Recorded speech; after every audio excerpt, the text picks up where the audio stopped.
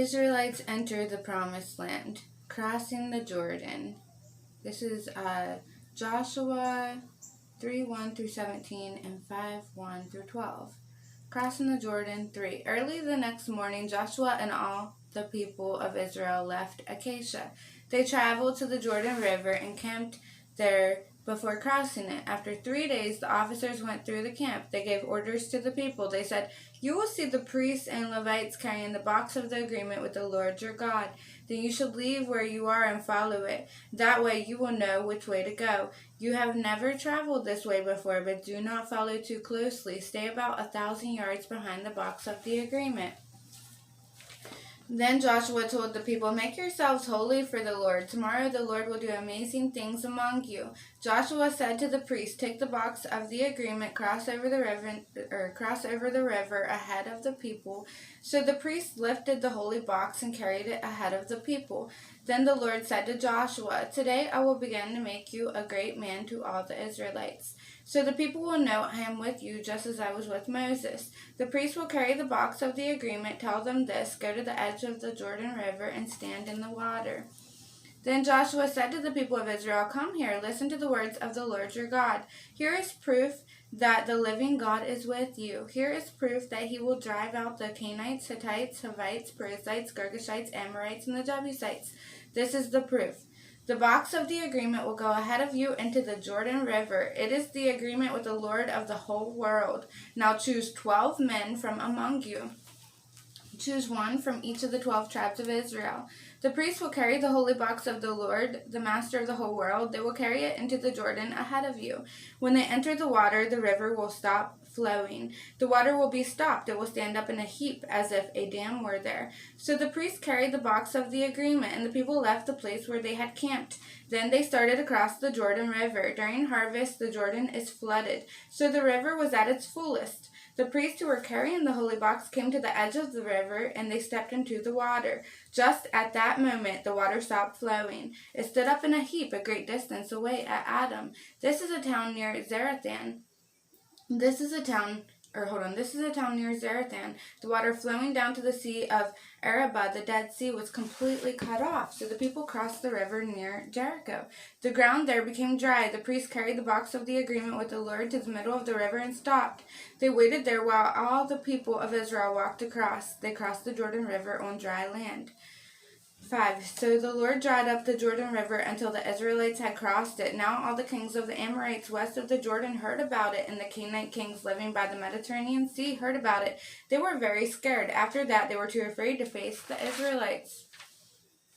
The Israelites are circumcised. At that time the Lord spoke to Joshua. He said, "Make knives from flint stones." Circumcise the Israelites again. So Joshua made knives from flint stones. Then he circumcised the Israelites at Gibeath Haraloth. This is why Joshua circumcised the men. After the Israelites left Egypt, all the men old enough to serve in the army died. They died in the desert on the way out of Egypt. The men who had come out of Egypt had been circumcised, but many were born in the desert on the trip from Egypt. They had not been circumcised. The Israelites had moved about in the desert for 40 years. During that time, all the fighting men who had left Egypt had died. This was because they had not obeyed the Lord. So the Lord swore they would not see the land. This was the land he had promised their ancestors to give them. It was a land where much food grows. So their sons took their places, but none of the sons born on the trip from Egypt had been circumcised. So Joshua circumcised them. After all the Israelites had been circumcised, they stayed in camp until they were healed. And then the Lord said to Joshua, "As slaves in Egypt you were ashamed, but today I have removed that shame." So Joshua named that place Gilgal, and it is still named Gilgal today. The people of Israel were still camped at Gilgal on the plains of Jericho. It was there on the evening of the 14th day of the month. They celebrated the Passover feast. The next day after the Passover, the people ate some of the food grown on that land, bread made without yeast and roasted grain. The day they ate this food, the manna stopped coming. The Israelites no longer got the manna from heaven. They ate the food grown in the land of Canaan that year. And I forgot to mention that the book we're in is the Magnify Old Testament Stories for Children. And we'll pick up on the Fall of Jericho when we pick up in this book. And now to read the little side stories from this Bible story. want to mark that page. Oh, okay, that page is already marked. Okay. Dig this. The box of the agreement with the Lord, also known as the Ark of the Covenant, was a unique piece of furniture that the Israelites used for worship in the holiest part of the temple. Several other furniture pieces that resemble it have been discovered in both ancient Egypt and Palestine.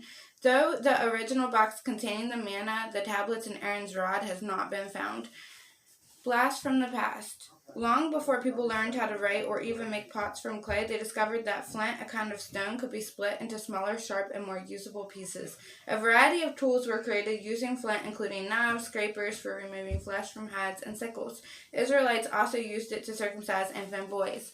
Live in it, now or never. Joshua 3:1-17. They had wandered in the desert together for 40 years. They had seen God's hand lead them across the river and deliver enemy nations into their hand with barely a fight. They were at last beginning to feel the blessing of God's beloved promised land. But with the blessing came a challenge from Joshua. You must choose for yourselves today. You must decide whom you will serve. What about you? We all live in a world that worships false gods, whether it's money or beauty or power or other religions. Will you decide today to stand guard against anything that would make it harder to follow God? Ask God to search your heart and life to see if there's anything you need to get rid of or confess, and commit your way to the Lord right now. Rahab. She had been watching. She had heard about the mighty wonders Israel's God had performed, how he had freed them, fed them, and killed their enemies. So when Israel came knocking on her door, Rahab, the evil prostitute, had become a believer. Even though her own people would have killed her if they had found out, Rahab risked her life to help Israel's spies get into Jericho.